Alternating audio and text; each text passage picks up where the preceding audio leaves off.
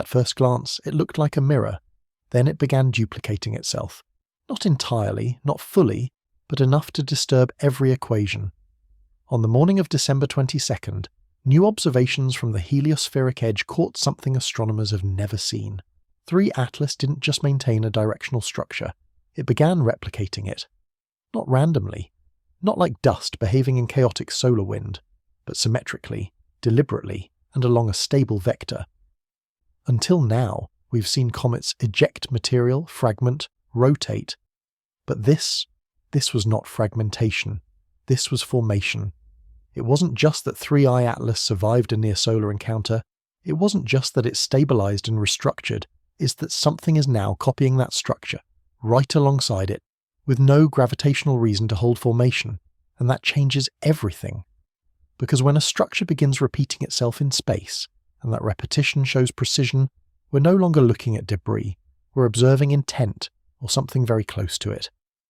Now, let's begin the full breakdown. It didn't start with a flash or a sudden movement. It started with a shadow, one that shouldn't have been there. In the early hours of December 22nd, astronomers reviewing stacked image sequences of 3I Atlas's outbound trajectory caught something faint, something barely noticeable, and something that didn't belong. Just off the main tail axis, offset by a few degrees, was a dim shape. At first, most believed it to be an artifact, a ghost reflection from the telescope's optical array, or perhaps a background star smudged during exposure. But as the time-lapse progressed, the shape remained. More importantly, it moved. This was no smear of dust or a passing lens flare. What they saw was real. A compact, low-luminosity structure maintaining a steady distance and position relative to Atlas itself. It wasn't leading, it wasn't trailing, it was tracking. Several observatories reported the same anomaly within minutes of each other. The South African Large Telescope, Pan-STARRS in Hawaii, and a private array in northern Chile all submitted independent logs. When these were layered together, they revealed something stunning. The structure was moving synchronously with 3I Atlas. Every subtle adjustment in Atlas's motion was echoed by this new object. But unlike a tail fragment, it wasn't dispersing. It didn't blur over time. There was no decay, no expansion, just presence. The easiest explanation would have been a particle cloud, a secondary emission from the nucleus, or a dust plume caught in a unique alignment. But the shape was too consistent. It was narrow, elongated, and maintained a width that didn't match any known coma diffusion pattern. More importantly, it didn't scatter light like a cloud. Instead, it absorbed just enough starlight to register as negative contrast. The same way a reflective surface would, if it weren't facing directly toward us. And then something even stranger happened. As 3I Atlas shifted position due to Earth's rotation and heliocentric drift, the angle of the main tail arced. This is expected. The tail always aligns opposite the sun's vector due to radiation pressure. But the shadow moved with it. Not relative to Atlas, but in unison with the directional geometry. Its position wasn't arbitrary, it wasn't random. It was fixed in an intelligent relationship to the tail itself, as though it were watching or responding, a silent companion travelling in perfect symmetry. For most comets, secondary structures appear during fragmentation, moments when internal stresses split off pieces of the nucleus. These fragments behave like tiny versions of the parent, shedding gas and trailing debris. But this wasn't that. No separation event had been logged. There was no increase in particulate brightness, no rise in sublimation, and the anomaly itself wasn't behaving like a loose object under solar influence. It didn't wobble, it didn't spiral, it simply held formation. Some began calling it a ghost wing. Others, more cautious, referred to it as a directional clone. But the underlying question grew louder. How can a comet, or anything associated with one, generate a symmetrical structure that holds distance, mimics geometry, and exhibits apparent self-alignment without being tethered? The laws of celestial mechanics don't allow for such balance without active control. In space, there is only inertia, radiation, and gravity. And yet this structure defied them all. It floated beside a comet as though it were a companion, not a coincidence. For now, we only call it a shadow. But the more you examine the footage, the less it resembles darkness, and the more it begins to look like something emerging, not from light, but through it. Most people think of light as something simple, something we can see, something that reveals. But for astronomers, light is more than just brightness. It holds angles, it carries direction. And in December 2025, the light coming from 3i Atlas fractured. When the directional shadow first appeared beside Atlas, most instruments were focused on brightness curves and thermal outputs. But one group at the European Southern Observatory was tracking something else entirely: the polarization signature. Polarimetry, the science of measuring how light vibrates as it reflects off surfaces, is a powerful tool. It reveals what the surface is made of, how rough it is, how particles scatter, and it tells us whether the object we're looking at is diffuse like a gas cloud or structured like metal. As the secondary shape held position near 3i Atlas, something strange happened. The polarization flipped. Not gradually, but with a suddenness that caught the entire team off guard. Under normal conditions, comets show a negative polarization phase near the Sun, a well-known signature caused by small particles scattering sunlight in a predictable pattern. As the angle between the Sun, comet, and Earth widens, that polarization eventually turns positive. It's basic optics, until it isn't. On December 22nd, instead of following this curve, the object near Atlas returned an inversion, a sharp dip into an extreme negative polarization phase, and then an equally sharp rebound. The shift didn't correlate with Atlas's surface or coma. It came from the structure beside it. This wasn't dust. Dust doesn't polarize light like this. This wasn't gas. Gas doesn't hold alignment. This was behaving like a surface, a reflective body with uniform properties. It was smooth, dense, and strangely responsive. As the Sun's angle shifted, the polarization signature adjusted instantly, without lag. It was as though the structure knew the angle was changing and reoriented itself accordingly. Some theorized that the anomaly might be a shell, a debris cloud composed of unusual materials, like silicates or ice grains coated with exotic carbon compounds. But spectrographic overlays disproved that quickly. The chemical fingerprint was weak, too weak. In fact, the polarization strength far exceeded what could be explained by passive reflection. Instead, it mimicked engineered surfaces, things like polished alloys, carbon nanotube arrays, or even solar sails. In the past, such polarization anomalies have only been observed under two circumstances: artificial satellites in low Earth orbit and lab experiments involving engineered films. Never from a comet, never from deep space, and certainly never from something that had no registered signal, no known origin, and no confirmed mass. And yet, this structure, this directional echo of 3i Atlas, was creating polarization curves more consistent with manufactured technology than with any known natural object. One analysis called it directional depolarization. Another team proposed a rotating polarized sheet, something that could angle itself against sunlight to control thermal intake. But those ideas implied active mechanisms, movement, internal components. That's when the conversation shifted. The question wasn't just, what is this made of? It became, who made it behave this way? Because light doesn't lie. And in this case, it wasn't bouncing off dust or rock. It was reflecting off something that knew exactly where the Sun was and turned to meet it. In space, nothing drifts forever in a straight line. Every object is constantly nudged by gravity, by light, by charged particles. Even comets, especially comets, are vulnerable to this constant ballet of invisible forces. But what scientists observed on December 22nd defied every expectation. The structure hovering near 3i Atlas wasn't falling behind. It wasn't accelerating. It wasn't being blown away by solar wind.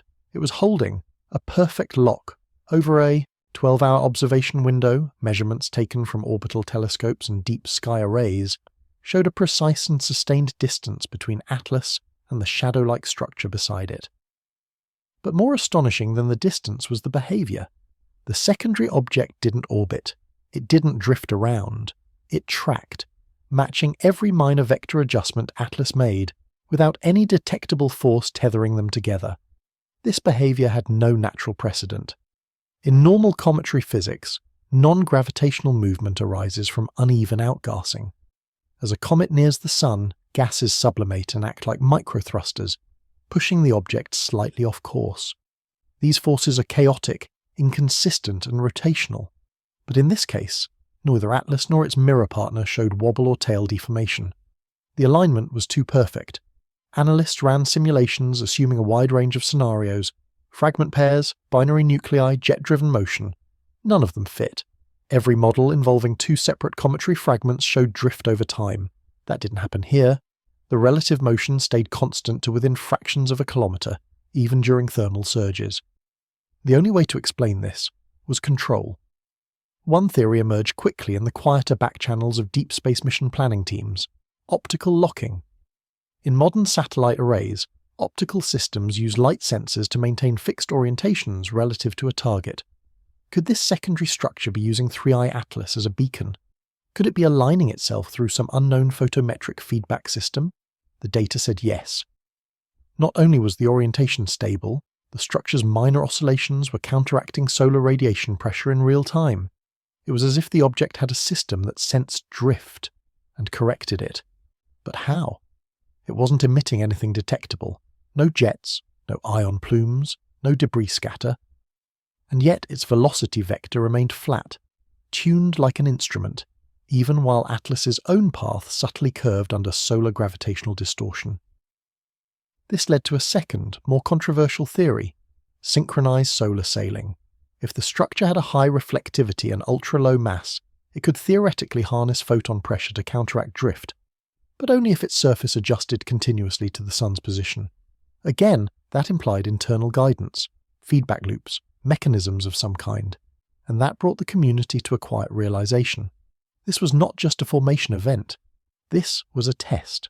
Something was proving it could hold position beside a moving interstellar object, without gravitational assistance, without being bound by dust cohesion, and without obvious propulsion. A lock that's smooth doesn't happen by accident. In human terms, it's the kind of stability we only see in guided systems: spacecraft, automated drones, satellites. So what do we call something that locks position, adjusts reflectivity, and responds to invisible forces with more precision than anything natural ever has? We don't have a word for it yet, but we now have coordinates, and they say that something beside 3i Atlas is staying right where it wants to be.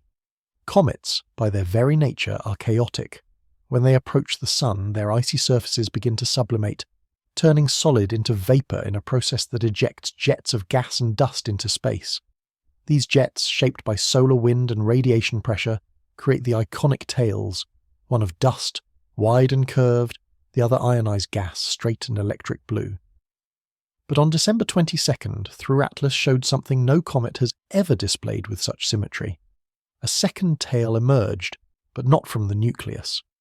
Multiple high-resolution observatories, including data from the Subaru telescope and the Gran Telescopio Canarias, picked up a new linear feature paralleling the primary tail of Atlas.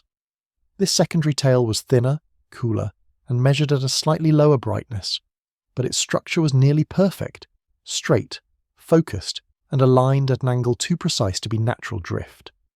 Unlike the main tail, which originates from the comet's surface, this second tail appeared to originate from the shadow object, the clone structure tracking beside Atlas. And just like its parent, this tail pointed away from the solar vector, maintaining geometric consistency despite the vast scale of the plasma environment. At first, astronomers proposed that this was a light echo, sunlight reflecting off microscopic dust trails from earlier activity. But when the secondary tail began adjusting angle alongside Atlas's changes in solar orientation, the theory crumbled. A light echo can't realign in real time. Reflected light doesn't pivot like a sail adjusting to the wind. And yet that's exactly what the twin tail was doing. More interesting was the distance between the two tails. Normally, tail bifurcation indicates twin jets from a rotating nucleus. But this was different. There were no signs of rotational spin sinking the movement. Instead, the tails adjusted in tandem, as if coordinated, not merely coincidental. Further analysis showed that both tails shared a phase response. When solar activity spiked, both brightened at the same rate. But when the solar wind quieted, the twin tail faded faster, indicating a difference in particle density or magnetic susceptibility. This discrepancy implies that the material composing the second tail may not be cometary at all. Spectroscopy brought another surprise. The twin tail showed trace elements of iron, nickel, and magnesium silicates, common in meteorites, but uncommon in outer coma emissions. The dust grains weren't soft or volatile. They were rigid, structured and reflective. They behaved more like metallic flakes than evaporated ice particles. And that introduced a possibility no one wanted to voice aloud. If this wasn't gas, and wasn't cometary, and if it behaved like engineered dust, then perhaps the tail wasn't a byproduct. Perhaps it was deliberate. One theory is that the twin tail is acting as a directional stabilizer, not unlike the tail fin of an aircraft, designed to maintain alignment during movement. If the shadow object beside Atlas is indeed engineered, or at least structured, the tail could be vented material designed to counterbalance solar pressure. In spacecraft, similar systems are called cold gas thrusters, simple mechanisms that expel inert material to control motion. On Earth, it's textbook engineering. In space, it's the mark of intelligent control. And if we apply that logic here, if we consider the tail not as waste, but as design, then this twin tail isn't a mystery. It's a message. Something beside 3i Atlas is not just moving. It's guiding, shaping its own path, and using the language of physics to draw its signature across the stars. Most comets heat unevenly. As they near the sun, one side faces the radiation head-on, absorbing energy, while the other remains in shadow. That temperature differential is what drives activity, is what fuels the venting, the gas jets, the tails. The entire system is asymmetric, unstable, natural. But on December 22nd, something unusual happened in the thermal profile of the object tracking 3i Atlas. Infrared data from the James Webb Space Telescope and ESA's solar orbiter revealed a consistent synchronized thermal response between the main comet and its nearby shadow companion. Not similar, identical. To put that into perspective, two separate structures, composed of the different materials, exposed to varying degrees of solar radiation due to relative positioning, should not return matching temperature gradients. But they did. For hours, as 3i Atlas moved through a zone of elevated solar flux, both bodies responded in unison.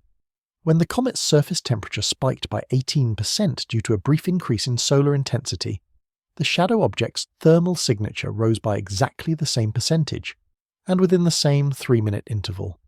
The alignment was too perfect to be random. More striking was the way they cooled. Instead of the usual slow, chaotic drop seen in irregular bodies shedding heat, both Atlas and the secondary structure dropped temperature in a smooth curve. They didn't radiate heat like rocks or ice. They released it like controlled surfaces, evenly, predictably, precisely. Scientists call this a thermal echo, not in the acoustic sense but in the temporal one, a reflection of energy patterns across distinct bodies. And it posed a troubling question. Was the structure beside Atlas passive, or was it reacting? A passive object, say a fragment or a dust cloud, would show lag. Even large asteroids demonstrate this. Their surfaces take time to absorb and re-radiate heat. But this structure didn't lag, it mirrored. The same peaks, the same valleys, synchronized, like twin panels turning under the same spotlight. Then came the anomaly. At a distance of approximately 1.9 astronomical units, both bodies entered a zone of solar wind irregularity. The sun had emitted a minor coronal pulse, not enough to damage equipment, but enough to stir up electromagnetic interference. Instruments from the Parker Solar Probe and Stereo A recorded a localized density wave, a ripple in the plasma field. Within moments, the thermal profile of Atlas dipped. Expected. But the structure beside it flared. Not a spike, a flare.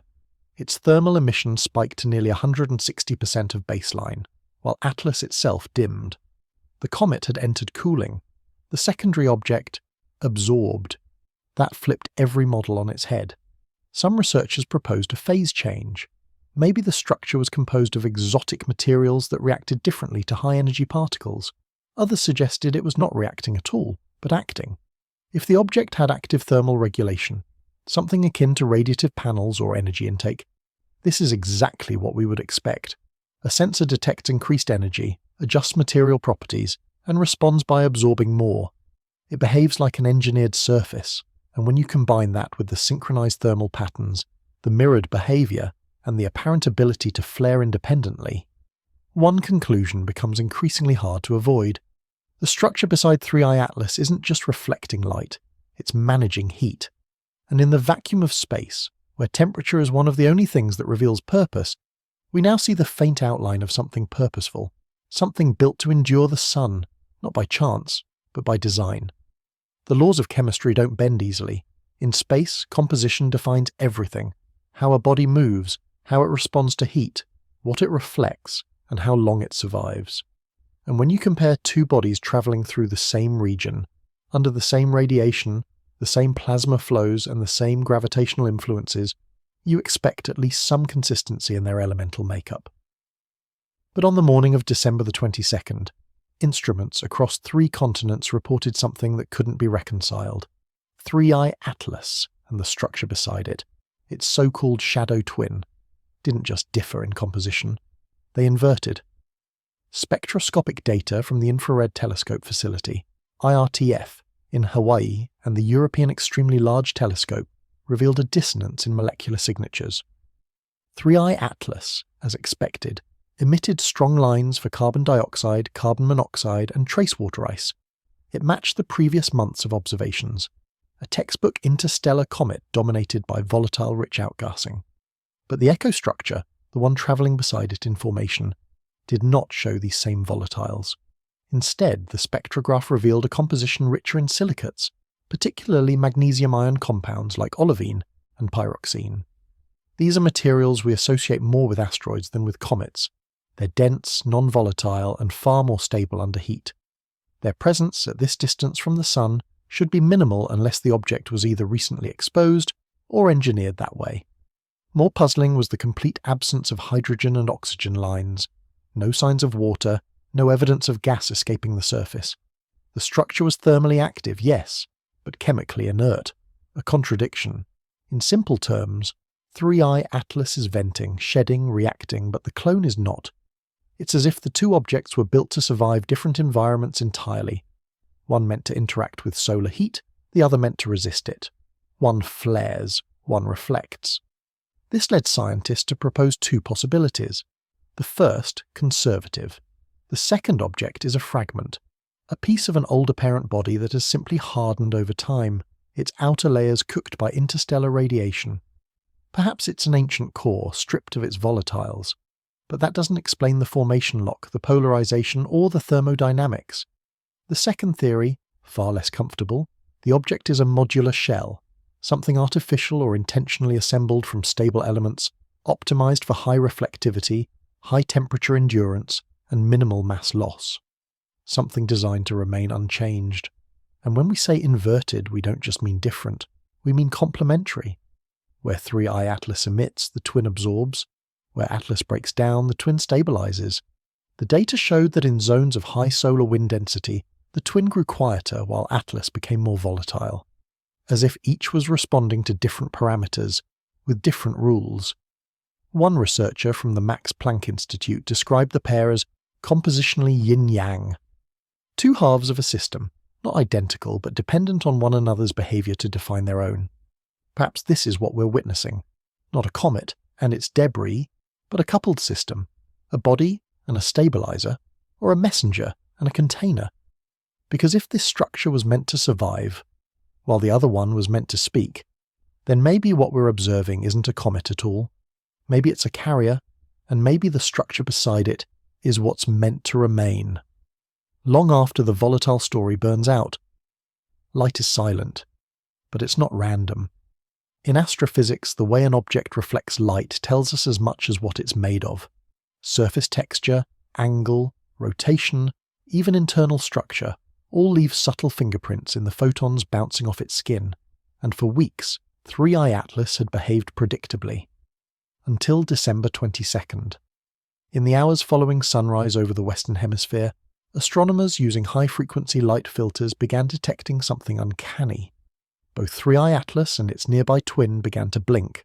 Not literally, of course, but their brightness levels began, modulating, increasing and decreasing in lockstep. Not just once, not randomly, repeatedly, every 15 seconds. This wasn't a mechanical pulse from an observatory lens. It wasn't atmospheric interference. Multiple ground-based systems and low-orbit satellites reported the same pattern. Both bodies brightened together, then dimmed, then brightened again, like metronomes ticking in phase. What made this so remarkable was how regular the oscillation was. Natural brightness fluctuations occur on chaotic scales. They rise with dust clouds, rotate with spin, or drop off as the tail curves. But this was structured. The brightness modulations occurred in harmony, but only when the angle between the two objects aligned with Earth's orbital plane. When that alignment shifted, the modulation ceased. When Earth rotated back into position, the pattern returned. Some astronomers suggested the modulation was solar glint, a phenomenon where highly reflective surfaces, like ice or metal, flash momentarily when the sun hits them at the right angle. But this typically happens once per rotation, not every 15 seconds, and never in perfect sync between two separate objects. Then came a theory no one had predicted: phased reflectivity. In satellite design, phased reflectivity is used in solar panels or light management systems to control brightness and heat by adjusting microscopic layers on a surface. These layers shift orientation, deflecting or absorbing light at programmable intervals. But there's no reason to expect that from a comet, unless the structure beside Atlas wasn't a comet. If the shadow structure, the mirrored twin, was composed of high-order reflective material, it could theoretically alter its brightness using mechanical or photonic triggers. But the only known mechanism to synchronize those changes would require either real-time feedback or an internal clock. An internal clock. That suggestion stopped several research teams in their tracks, because if the twin was responding on its own, matching brightness levels without waiting for Atlas to change first, then the behavior wasn't reactionary. It was coordinated. Two objects blinking together in perfect sequence implies timing, and timing implies instruction. The modulation wasn't erratic. It followed solar wind pulses, matching periods of plasma fluctuation recorded by the Parker Solar Probe. It was as though the object was not just sensing energy shifts, but communicating its receipt of them. Some theorized that this blinking pattern, invisible to the naked eye but precise in instrumentation, might be a handshake protocol. Not for us, but for something else. Something beyond. Imagine two probes, thousands of kilometers apart, syncing their optical signatures to maintain communication, using light, not radio, not signal, but rhythm. Light moves fast, but behavior moves faster. And when behavior aligns with precision, in silence, across space, we are forced to ask if what we're seeing is just a reflection, or the first sign of a system designed to respond, because in that soft blinking rhythm, something just answered. There are few things more iconic in space imagery than the sight of a comet firing a jet into the void. It's a declaration of motion, of instability, of life. And 3I Atlas had produced its fair share of them since crossing perihelion.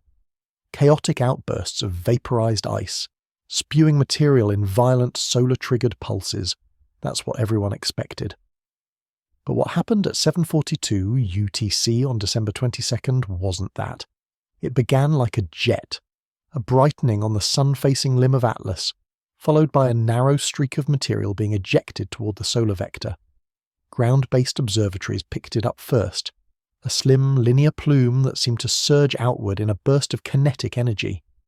The models, however, reacted immediately, because what should have followed, the inevitable recoil, never came. When a comet releases a jet, it reacts. The Newtonian principle is simple.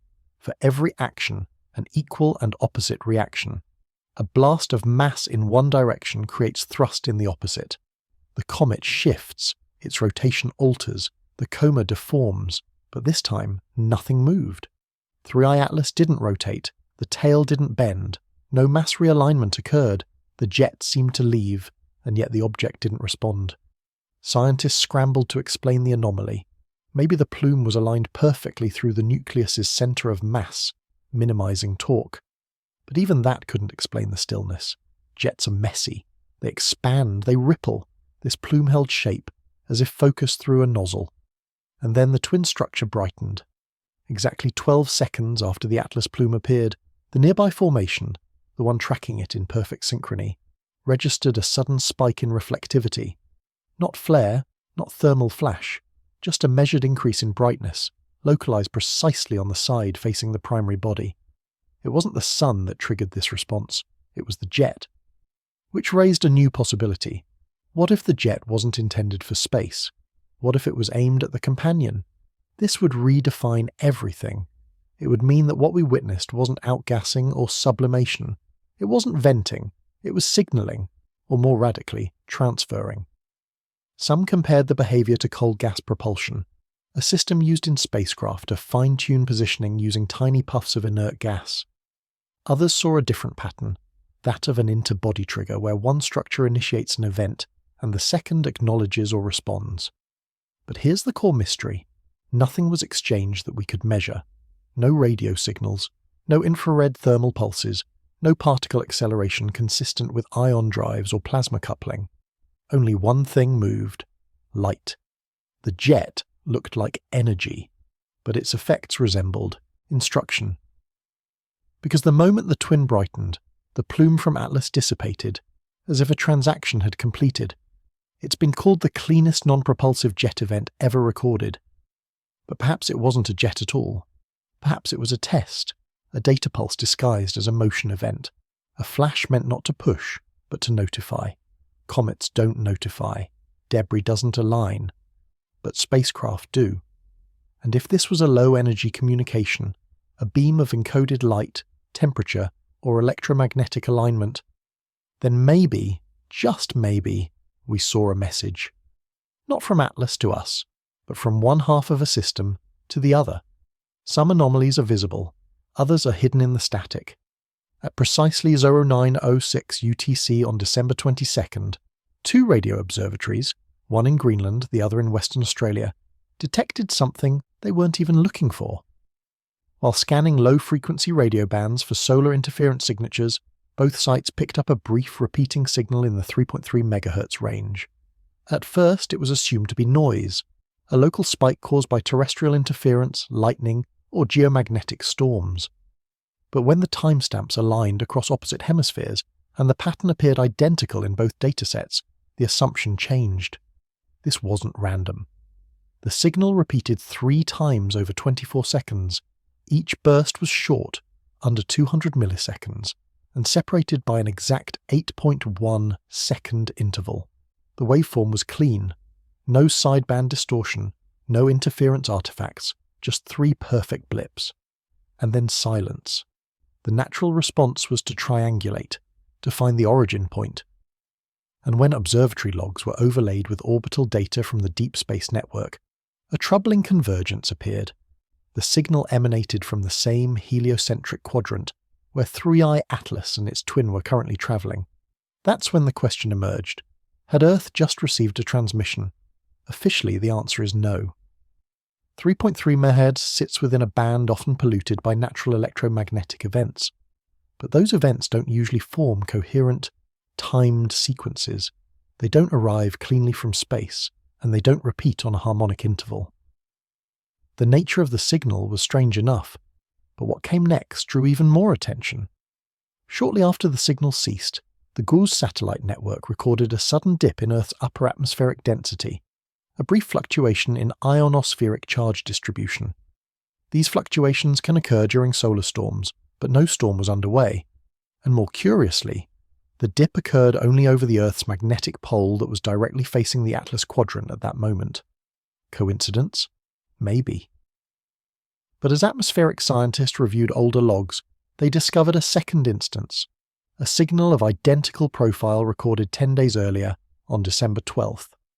At that time, Atlas was in a different position, but again the burst aligned with Earth's magnetosphere vector relative to the object's path. This pattern led to a more radical idea. What if the object isn't just projecting? What if it's scanning? In Earth-based radar systems, active scanning involves brief emissions followed by data collection on echo return.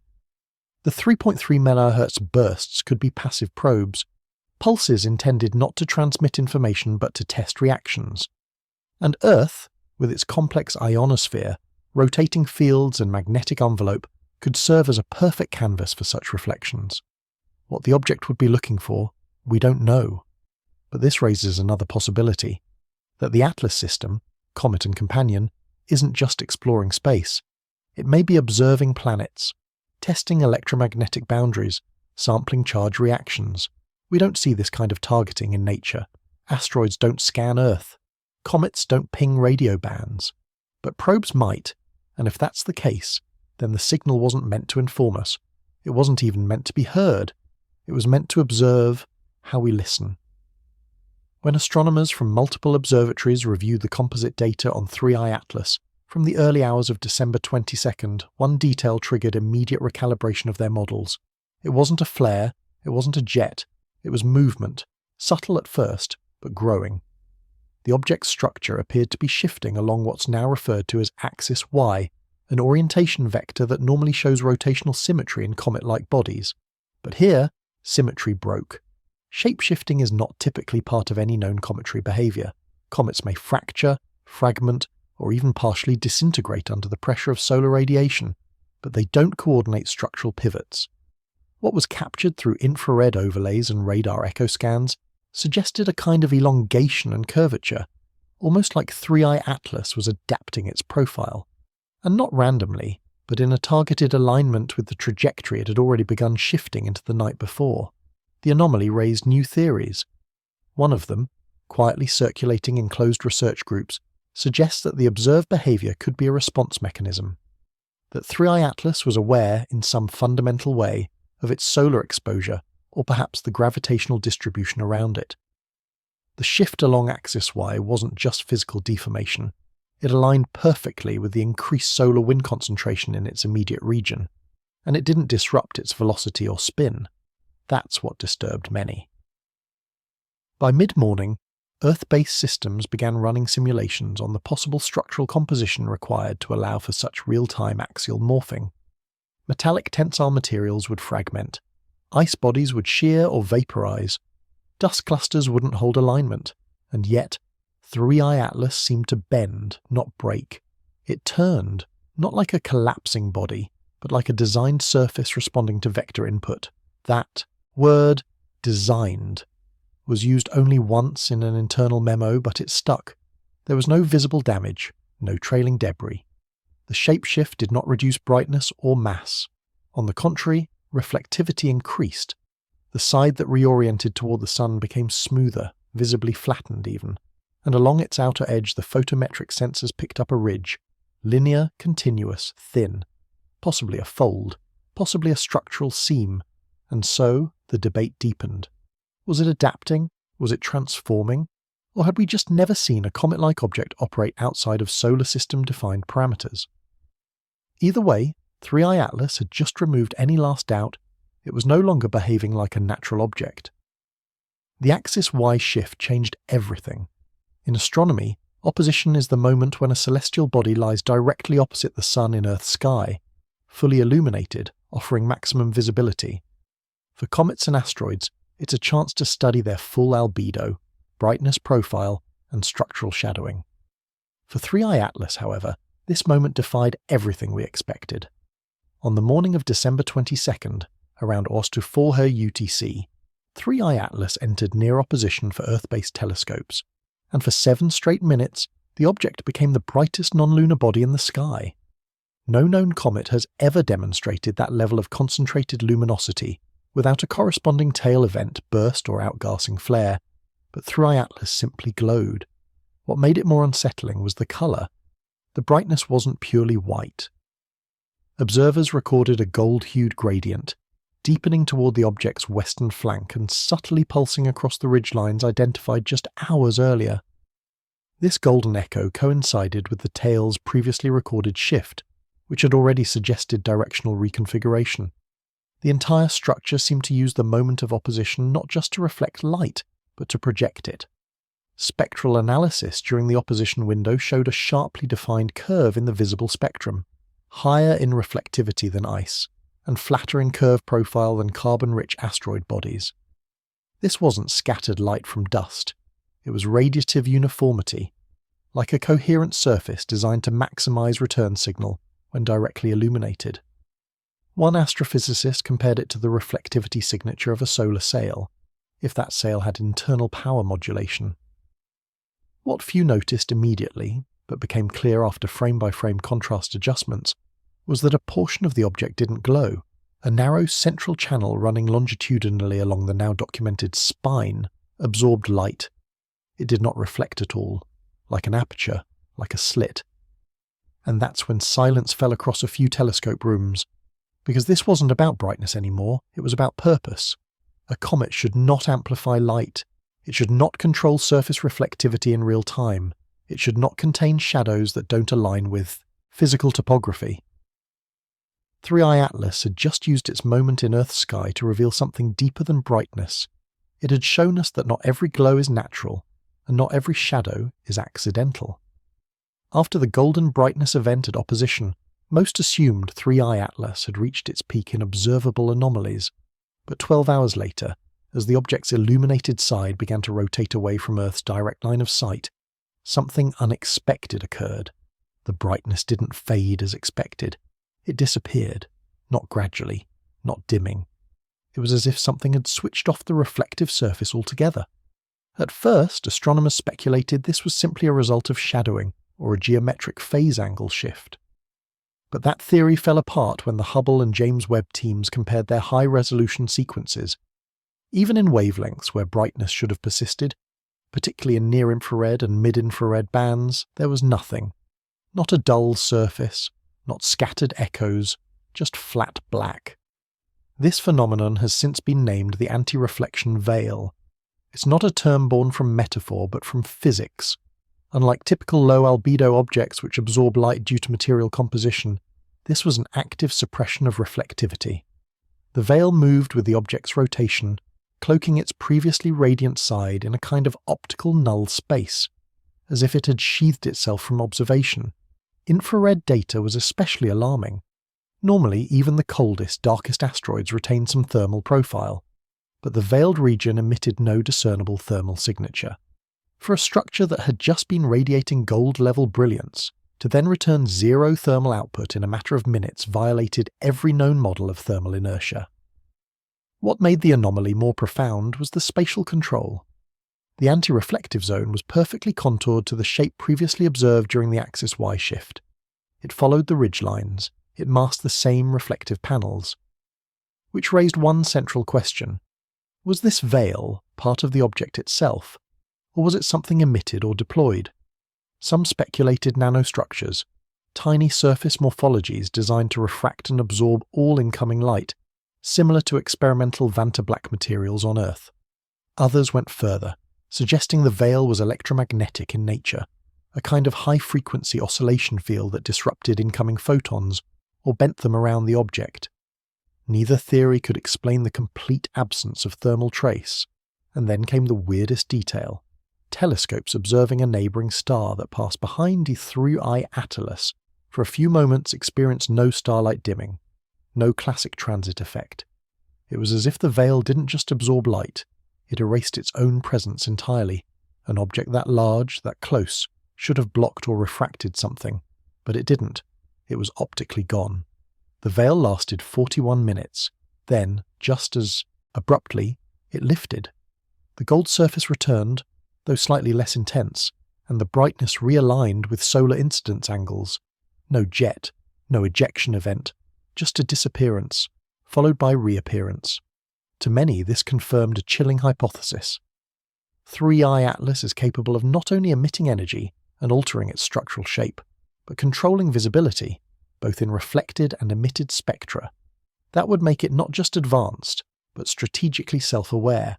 In other words, it knows when it's being watched. At the same time Earth-based observatories were deciphering the veil, a parallel observation came from solar satellite Swan, the solar wind anisotropies instrument aboard SOHO. For the past 3 weeks, Swan had been tracking an entirely different object, believed to be another interstellar body, tentatively catalogued as R2 Swan. It had been largely unremarkable until the moment the anti-reflective veil lifted. Within 90 seconds of 3i Atlas shedding its veil, the Swan object emitted a narrow hydrogen line signature, intense enough to saturate part of the detector. It wasn't explosive, it wasn't radiative heat. It was a controlled Lyman alpha pulse, one of the most distinct hydrogen signals in astrophysics. What startled researchers wasn't just the emission itself, it was the timing. Correlation analysis from multiple observatories showed that the Swan object's pulse matched the temporal midpoint of the anti-reflective phase on 3i Atlas, In simpler terms, one object cloaked and the other signalled. Together it looked coordinated, not by accident, but by design. Astronomers attempted to dismiss it as coincidence, but then came the velocity check. Both objects, 3I Atlas and the Swan body, had previously been on converging but offset paths. After the December 22nd events, their trajectories began to align, not gravitationally, but behaviourally. 3I Atlas slightly adjusted its course, reducing its solar relative arc, while the Swan object increased its inbound rate by 12%, unexplainable without external forces. The synchronization didn't stop there. Over the next 5 hours, both objects emitted a similar spectral frequency at intervals of just over 14 minutes. These weren't continuous streams. They were bursts, and always paired, first 3I Atlas, then Swan, then silence, and again, like a code, like call and response. Astrophysicists began using the phrase twin event resonance. It's a term from radio astronomy, typically applied to synchronized pulsars or binary magnetars, never to interstellar comets, but the pattern held, and it deepened. Ultraviolet images captured faint ionization trails stretching between the objects, not visible in optical bands but clearly present in UV scans. These trails suggested not just spatial proximity, but interaction. Not gravitational, not thermal, but something else. Possibly magnetic. Possibly quantum-aligned emissions. Or something we haven't classified yet. This was the first moment when scientists began treating 3I Atlas and the Swan object not as independent anomalies, but as a system, possibly binary, possibly communicative, possibly engineered. Because natural bodies don't pair emissions across space in sync. They don't alternate pulses like signals, and they certainly don't share ion trails while shifting trajectories toward each other. This was no longer just about 3I Atlas. There was something else in space, and it was talking back. By the early hours following the synchronized burst between 3I Atlas and the Swan object, a new rhythm began to emerge. The scientific community wasn't just staring at scattered emissions anymore. What unfolded looked almost algorithmic, predictable, engineered. It began with a 14-minute separation between each pair of emissions. First, 3I Atlas would emit a short, tightly banded signal, centered around the hydrogen-Lyman alpha line. Then the Swan object would reply with a slightly redshifted pulse. Always the same order, always within a narrow time window. By the third hour, the cycle had repeated 10 times. This became known as the twin pulse loop. Researchers initially believed the signal was a natural resonance, perhaps some kind of solar wind-driven feedback between the two bodies. But further analysis showed the energy signatures had nothing to do with solar conditions. The sun's output was stable. The signals were autonomous. Spectral scans from the European Southern Observatory revealed another surprise. Each pair of pulses showed fine spectral modulation, like a fingerprint embedded within the signal.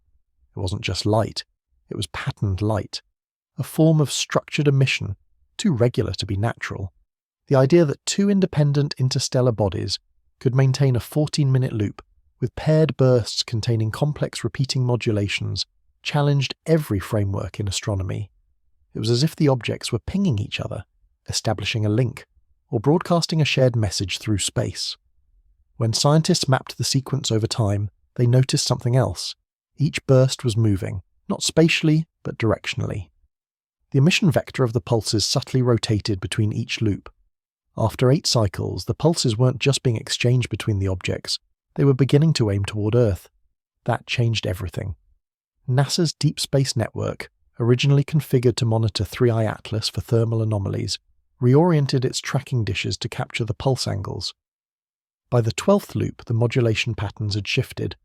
The loop was no longer just bouncing, it was now a triangular sequence, from 3I Atlas to Swan, and then toward Earth. This coincided with a series of minor anomalies in low Earth orbit. Satellites experienced unexplained momentary drops in signal integrity, especially those operating in UV and microwave bands. At first, these were attributed to random space weather interference, but timestamps showed perfect correlation with each third pulse in the loop, always within 2.4 seconds of the triangulated burst, and it didn't stop there.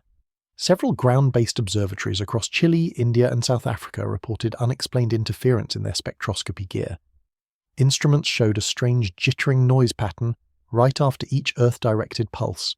Even radio telescopes at Arecibo's successor station picked up an ultra-narrow waveband spike. It was not random.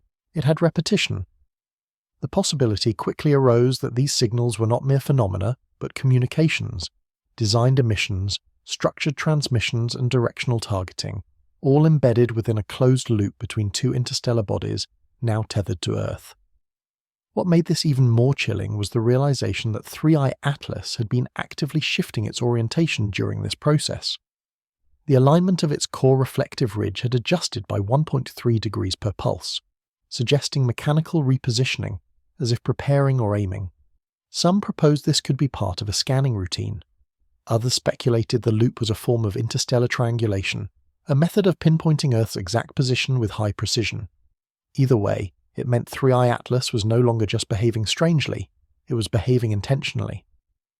Normally a passive shield, the magnetosphere acts like a force field, protecting our atmosphere from solar radiation, cosmic rays, and charged particles. It's stable, predictable, until it isn't. 2 hours after the 12th pulse loop cycle, multiple magnetometer stations detected subtle oscillations in the Earth's magnetic poles. These weren't strong enough to trigger geomagnetic storms, but they were abnormal. The fluctuations resembled early warning patterns that typically precede coronal mass ejection impacts. But no CME had occurred. The sun was quiet. The oddity was that these disturbances aligned perfectly with the third emission in each loop, the one directed to Earth. The oscillations weren't random. They followed a repeating waveform with magnetic lines pulsing in resonance with the incoming signals. It was as though the Earth's field was responding to an external rhythm. Some described it as sympathetic vibration, like a tuning fork beginning to resonate after exposure to a precise harmonic frequency. ESA's Swan satellites, orbiting within the upper magnetosphere, captured more detailed data. They showed a consistent pattern: brief compression followed by a lateral torsion in the field lines, lasting no more than 5 seconds each time. The amplitude was small, just above noise level, but the shape was exact, again and again, with each pulse. This drew parallels to magnetosonic waves, a rare form of wave propagation in plasma environments, except those typically require massive energy input. And yet, here it was occurring in perfect timing with faint, external emissions. The power required to generate this response from such a distance would be astronomical. What made the situation more unsettling was a ground-based phenomenon. In several high-latitude regions, particularly Alaska, Siberia, and parts of Greenland, seismometers picked up tiny magnetic tremors deep in the Earth's crust. These weren't tectonic in nature. They weren't seismic. They were magnetomechanical, tiny, synchronized shifts in ferromagnetic materials responding to flux in the planet's field. It was as if the Earth's internal metal core was listening. Some in the field began calling this a resonance handshake, a process where an object deliberately emits pulses tuned to an exoplanet's magnetic signature, seeking to generate a sympathetic echo. If the echo returns, it reveals precise planetary composition, core behavior, and structural orientation. In other words, a scan. Could 3I Atlas and the Swan object be scanning Earth? If so, the twin pulse loop was no longer just communication, it was a survey, not of the surface, but of the planet's entire magnetic and metallic structure. The implications were enormous. Earth's magnetosphere had been probed before, by solar storms, gamma-ray bursts, and even nuclear detonations, but never by a precision-engineered loop from two interstellar objects working in tandem. This wasn't brute force interference. It was targeted interaction, subtle, rhythmic, and escalating. And the magnetosphere was answering. By the early hours of December 22nd, one signal stood out above the rest. A sudden dip, not in brightness, not in mass readings, but in field alignment. Instruments tracking 3I Atlas's local magnetic behavior recorded something that went beyond a simple wobble or deviation. The comet's surrounding field appeared to flip. In real time, a complete reversal. Typically, comets show interactions with the solar wind in the form of deflections, tail shifts, ion jets, or directional pushes caused by radiation. But this was different. It wasn't a shift in direction. It was an inversion of the field structure. If mapped on a 3D model, it looked like a toroidal flip, where the outer shell reorients inward and the inner currents flow outward. At first, ground-based arrays suspected a calibration issue, but 3 separate observatories, all using different setups, reported the same thing. The local vector around 3i Atlas showed a mirrored orientation. What was once the leading edge of its energy profile became the trailing side. Field reversals are not unheard of in deep space environments, but they are gradual, slow, often triggered by years of rotational fatigue, gravitational tides, or solar events. It happened in under 7 minutes, and it wasn't chaotic. It was smooth, intentional almost, like a programmed reset. This led researchers to an uncomfortable hypothesis that the field was not reacting passively, but was instead self-regulating. The mechanism behind that remains unknown. Some theorized an internal dynamo, a rotating mass of charged particles deep within the nucleus, shifting gears. Others proposed that the field we observe is not from 3i Atlas itself, but from some object within or riding alongside it. A secondary structure or embedded system, synchronized with the comet's mass but behaving independently. Whatever caused it, the effect was immediate. The tail geometry changed. The reflected solar particles bent in new arcs, and most strikingly the anti-tail, the strange structure forming opposite the expected solar vector, appeared to solidify in shape.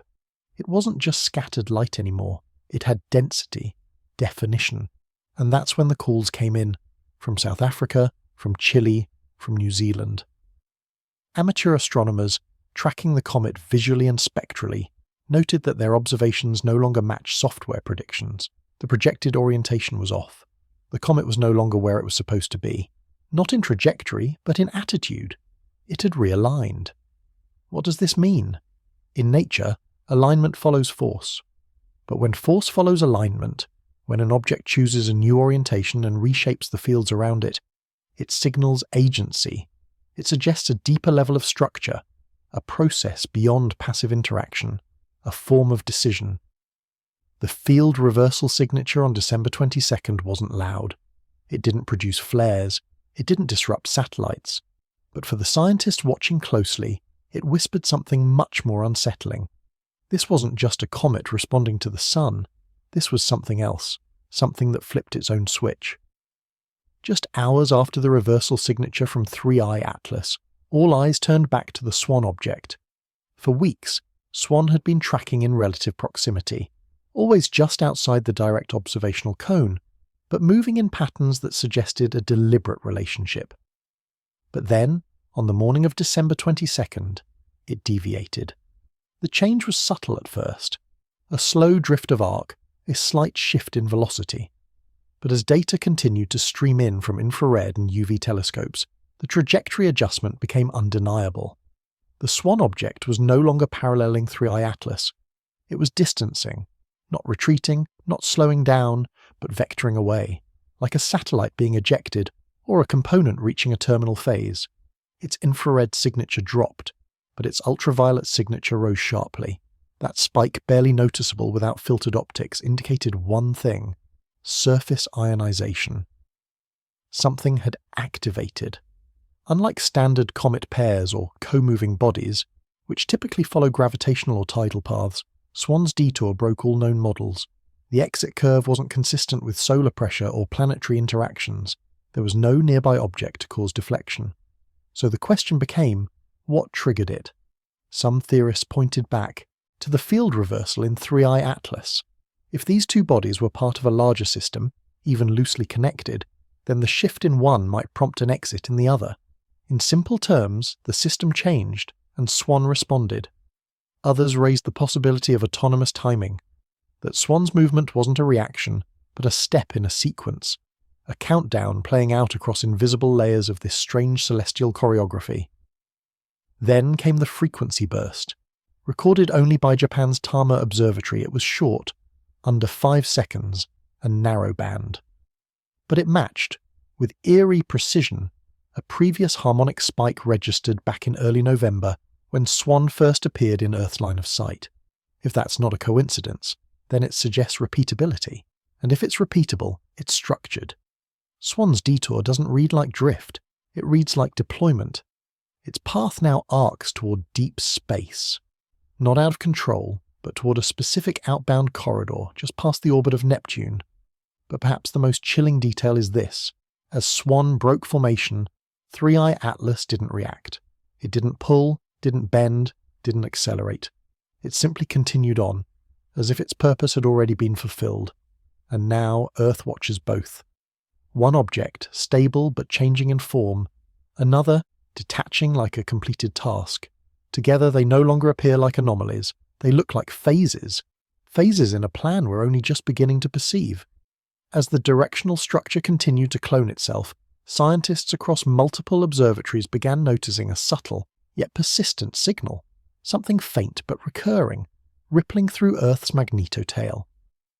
At first, these variations were attributed to solar wind fluctuations or instrumentation noise. But once a pattern began to emerge, that theory was quickly discarded. The Magneto-tail, usually influenced by solar events, was now responding in a rhythmic wave pattern that didn't correlate with any solar flare, CME, or geomagnetic storm. Something else was pulsing through that invisible field, and all the models pointed back to 3i Atlas.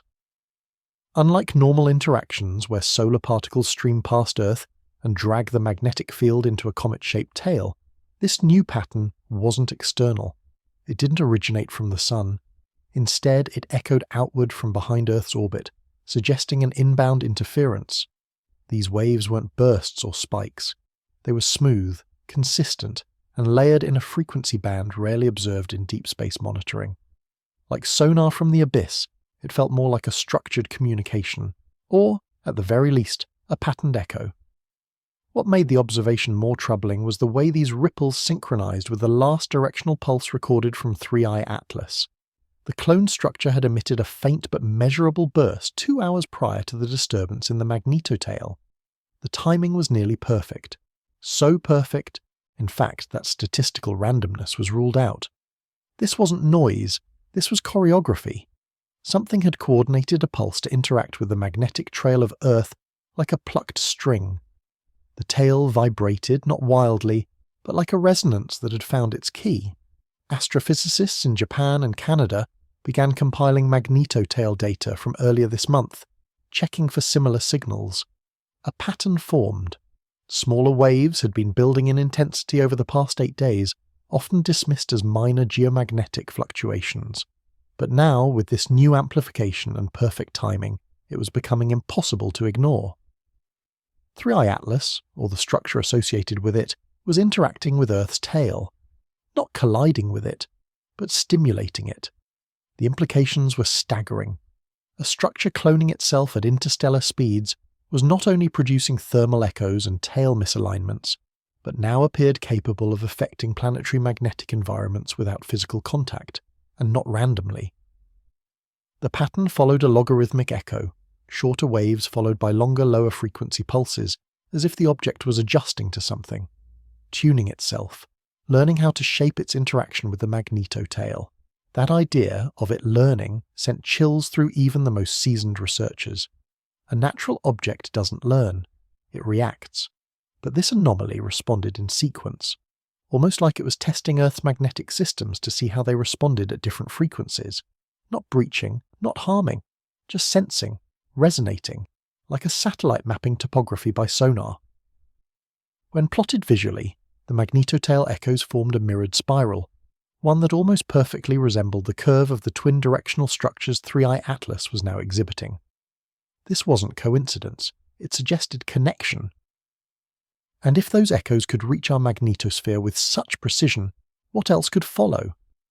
Governments were briefed under quiet urgency. While the signals themselves posed no threat, no electrical grid outages, no health risks, what mattered was intent, and no one could define it. Was this a prelude to contact, a passive scan, or something still beyond our understanding? The echoes continue, steady and unbroken. They are silent to human ears but recorded in real time, looping through satellites, observatories, and deep space antennas. Some call it a message, others a warning. But whatever it is, it's still coming, from the cloned directional structure now moving in near-perfect synchrony with the Swan object. Earth has become part of its map.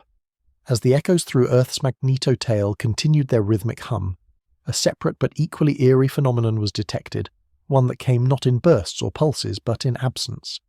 A cone-shaped zone of silence had emerged in the ionospheric data, a region where instruments went dead, not due to malfunction, but because nothing was being received at all. No cosmic background, radiation, no particle activity, no interference, just stillness. Dubbed the Silent Cone by European Space Agency analysts, this region extended in a perfect angular corridor, 19 degrees wide, projecting from Earth into space. Its shape was geometrically precise, almost architectural, and it moved in lockstep with the projected path of the cloned directional structure from 3i Atlas. The eerie part wasn't just the shape, it was what the zone erased. Inside the cone, all electromagnetic activity dipped below detectable thresholds, as if something was absorbing or nullifying all emissions. Radio astronomers in Chile were the first to notice the blind spot. They'd been tracking the Swan object's alignment with 3i Atlas when they lost contact with 3 separate beacons positioned in geosynchronous orbit. Not because the beacons failed, but because the return signals stopped bouncing back. The entire region had become an observational vacuum. It was like throwing a flashlight into the abyss and seeing no reflection, no dust, not even air scatter, just void. This effect was confirmed hours later by satellites monitoring auroral activity in the polar regions. As the silent cone passed through Earth's upper magnetosphere, it temporarily dampened the auroral bands, disrupting the normal flow of charged particles that dance through the atmosphere. The lights didn't flicker, they simply paused. Then, as the cone moved beyond, the auroras resumed as if nothing had happened. What baffled analysts most was how clean the transition was. There was no turbulence, no distortion at the edges. The cone was as precise as a laser field, and its interior was a kind of informational zero, a dead zone for radiation, light, and data. The phenomenon was entirely unlike any shadowing seen in astronomy. This wasn't a typical occlusion where light is blocked by matter. Nothing was being blocked. It was being nullified. Theories quickly began to form. Some suspected an advanced form of electromagnetic absorption, akin to a stealth field or cloaking device in concept, though no known technology on Earth could produce a similar effect across such a vast spatial corridor. Others believed the cone might be an artifact of gravitational lensing, combined with unknown material interactions causing light and radiation to bend away without reflection. But one hypothesis stood out. The silent cone was not passive, it was active, a scanning mechanism or a shield, protecting or filtering the space ahead of the structure. If that were true, then the directional clone of 3i Atlas wasn't just sending pulses, it was preparing a corridor, clearing a path for something.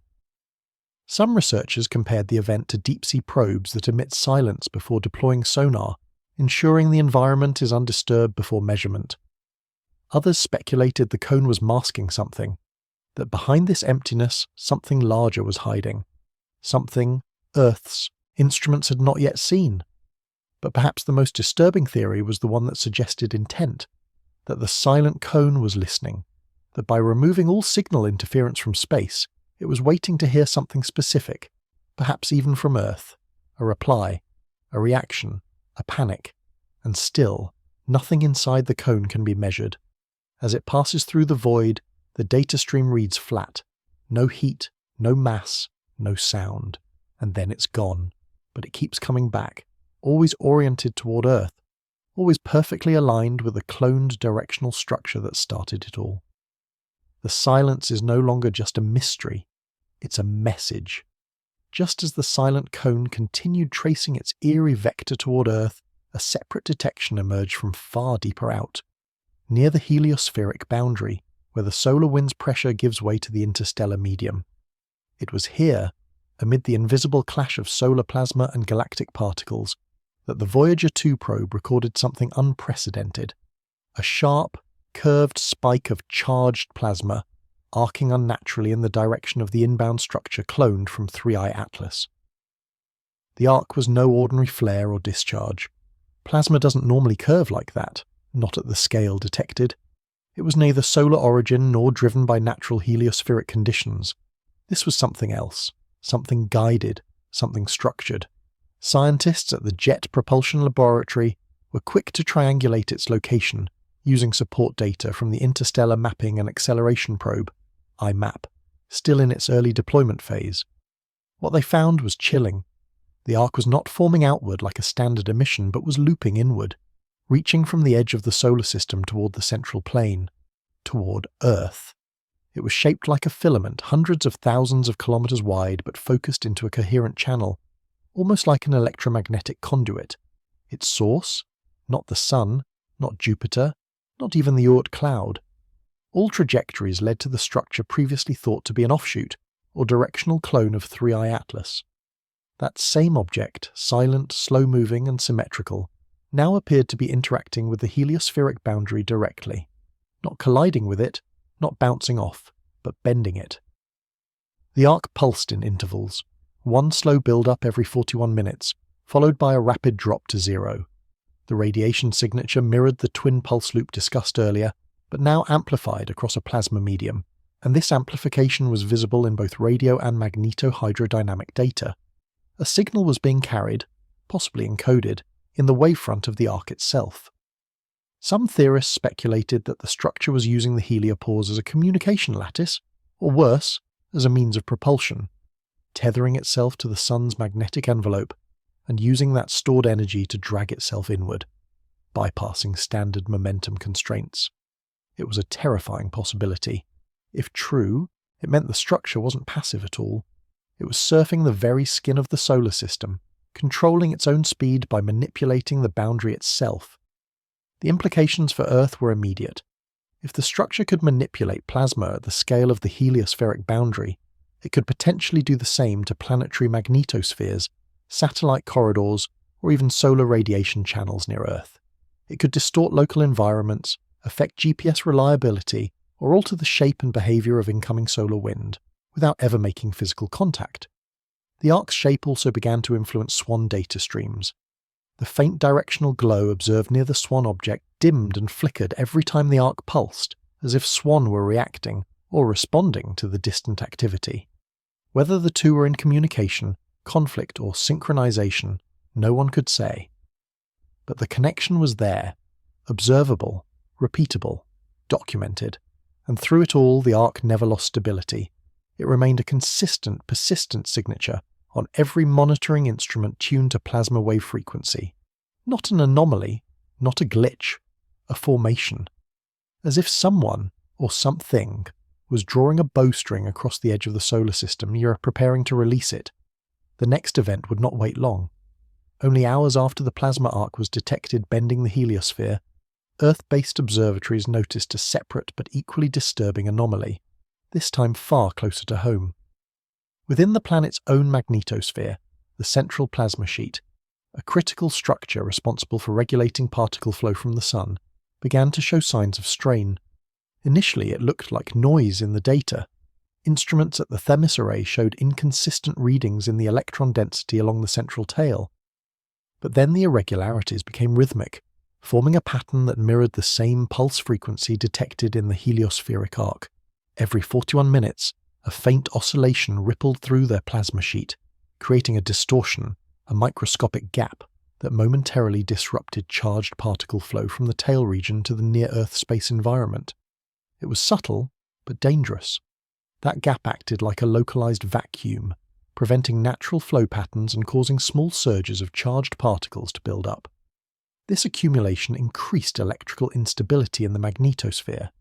Within hours, satellites began reporting abnormal electric field readings, particularly those in medium Earth orbit. It was as if Earth's magnetic environment was being tugged at, not with brute force, but with resonance. The most startling effect occurred during one of these pulses, when auroral bands over the southern hemisphere suddenly thinned. Not flickered, not dimmed, thinned. Spectrographic analysis revealed a temporary inversion of particle flow. Instead of electrons raining down into the upper atmosphere to create the aurora, particles were being pulled upward, like a reversal of gravity at a magnetic scale. This event, dubbed the sheet fracture, was corroborated by the European Space Agency's cluster mission, which confirmed measurable shifts in current density across the central tail. The magnetic field lines did not snap, but they flexed far beyond normal ranges. It was as if the Magneto-tail was becoming elastic, stretched from behind by something massive, or deliberate. More concerning, however, was the synchronization with the silent cone phenomenon. Every time the directional structure passed a certain angular distance, specifically when its orientation aligned with the cone, Earth's plasma sheet underwent its greatest stress. This was not random. It appeared that the cloned directional structure was targeting Earth's electromagnetic harmony, not with direct attacks, but with pressure points, testing the resilience of the planet's shielding systems, probing for cracks. Theories flew fast. Some said the structure was using Earth as a measurement instrument, watching how the planet reacts to changes in interstellar current. Others claimed the sheet fracture was unintentional, a byproduct of gravitational interference from the nearby Swan object. But the most unsettling hypothesis was the simplest. The fracture was a signal, a reply, a handshake, and Earth was being forced to receive it, whether it wanted to or not.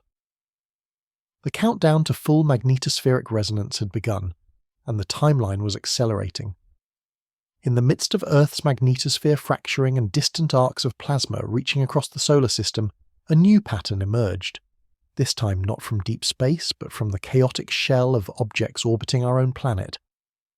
Within the network of thousands of tracked debris pieces circling Earth, subtle but undeniable movements began to occur. These weren't random fluctuations caused by solar radiation or atmospheric drag. This was organized deviation. Debris clusters, long catalogued and monitored by NORAD and international space agencies, were slowly shifting, sometimes in synchronized bursts, other times in eerie rotations that defied known orbital mechanics. The first to notice was a civilian satellite operator who tracked a constellation of retired communications sats. A small debris field near one of the decommissioned units had begun to wobble in position, like iron filings responding to a hidden magnet. Minutes later, two high-inclination debris objects changed inclination by less than a degree, but in the exact same direction and timing. Statistically impossible under normal conditions. Ground-based radars in Alaska, Chile, and Japan all confirmed the shifts. Some debris appeared to be accelerating. Others were subtly drawn into low Earth orbit decay paths, as if their momentum had been disrupted by something external. But there were no solar flares, no sudden atmospheric events, no rocket tests. The environment was quiet, except for the resonance. That same 41-minute pulse signature, initially traced from the heliospheric arc, then seen in Earth's plasma sheet, was now rippling through orbital altitude. This time it seemed to couple with metallic density. Objects made of conductive materials responded most violently, rotating or vibrating in place, while non-conductive objects remained still. It was a kind of magnetic filtration system, one that could identify and potentially manipulate specific materials. NASA's orbital debris modeling team ran simulations. None of them matched the real-world movements. Then came the moment no one could explain. A debris fragment from a defunct Soviet-era booster suddenly gained velocity, by itself. No impact, no tether. It just accelerated ever so slightly, changing its perigee by a measurable margin. Not enough to raise alarms, but enough to be noticed. Enough to be impossible. Some scientists feared a new form of orbital Kessler syndrome, where minor shifts cascade into large-scale collisions. But others saw something more directed, controlled even. It was as if Earth's orbital shell was being scanned, tested for structure, density, or susceptibility. The most unsettling implication was this. If a foreign structure could influence debris from a distance using resonance, it could do the same to satellites, space stations, launch vehicles, anything with mass and conductivity. The directional structure, still cloned from the 3I Atlas signature, had now reached a level of interaction that no one expected. It was invisible, silent, yet shaping Earth's magnetic field, its upper atmosphere, and now its orbital pathways. The Swan object, still trailing behind, remained dim, but spectrographs showed a growing infrared halo around it, reactive to the same pulse. We were no longer passive observers. Our entire planetary environment, space, magnetic, orbital, was now part of an active system. A system that was responding to or being drawn into a resonance field beyond our full comprehension. And the countdown was nearly complete. Even now, as scientists race to cross-reference every anomaly and engineers monitor the tiniest shifts in Earth's magnetosphere and orbital debris fields, one truth remains undeniable. This is no longer a passive event. What began as a peculiar comet-like object named 3I Atlas has spiraled into an interlocking sequence of resonant behaviours. From cloned directional structures to Magneto-tail fractures, from plasma arcs at the Heliosphere to synchronized debris oscillations in orbit. Each chapter has led to the next, not by coincidence, but by design, and yet no message has been received, no signal translated, only a persistent silent pulse that repeats every 41 minutes, so consistent, so precise that it defies nature itself. Some now believe we're witnessing an intelligence not in words but in physics, an intelligence that speaks through pressure points and alignment vectors, through the bending of plasma, the twisting of space, the slow resonance of structural repetition. Its voice is structure, its message is motion, and its answer might be Earth. Governments remain quiet, agencies issue non-statements, but behind closed doors the words used are different: calibration, modulation, synchronization, targeting. These are not words of observation, these are terms of response. 3I Atlas was the opening note, the clone directional structure is the chord, and now Earth is the instrument. Whether we're being studied, measured or warned remains unclear. But one thing is certain, this story is no longer just about astronomy. It's about agency, presence and preparation. Because something out there is building resonance, and everything we've seen, every tail flip, every fracture, every arc, is only the prelude. The crescendo is still coming, and when it arrives, it won't be silent anymore.